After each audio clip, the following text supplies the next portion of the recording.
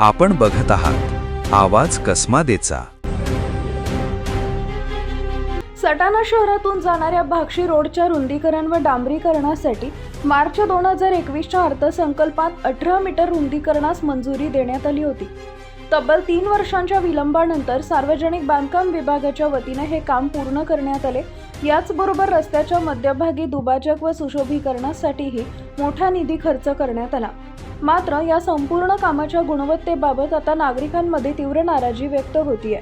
दुभाजकात लावण्यात आलेली लाखो रुपयांची शोभेची झाडं काही दिवसातच कोमेजून नष्ट होण्याच्या मार्गावर आहेत। झाडांची योग्य देखभाल न केल्यानं ती केवळ औपचारिकतेपुरती लावल्याचा आरोप नागरिकांकडून केला जातोय। याउलट दुभाजकात काँग्रेस गवतानं मोठ्या प्रमाणात वाढ घेतली असून संपूर्ण परिसर विद्रूप दिसतंय।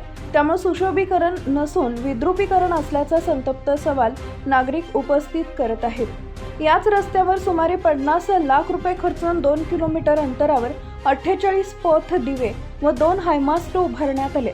मात्र 1 वर्ष उलटूनही हे पथ दिवे सुरू झालेले नाही। वीज पुरवठ्याअभावी हे दिवे केवळ शोभेचे बाहुले ठरले। परिणामी रात्रीच्या वेळी रस्त्यावर अंधार पसरत असून डिवायडरला धडकून अपघातांच्या घटना घडत आहेत। या प्रकरणात संबंधित विभागांमध्ये समन्वयाचा अभाव स्पष्टपणे दिसून येत आहे। नागरिकांनी वारंवार तक्रार करूनही प्रशासनाकडून ठोस कारवाई होत नसल्यानं संताप वाढत आहे। दुभाजकातील झाडांची तात्काळ देखभाल, काँग्रेस गवताची सफाई आणि बंद असलेले पथ दिवे सुरू करण्यासाठी प्रशासनानं तातडीनं पावलं उचलावीत अशी मागणी नागरिकांच्या वतीनं करण्यात आली आहे।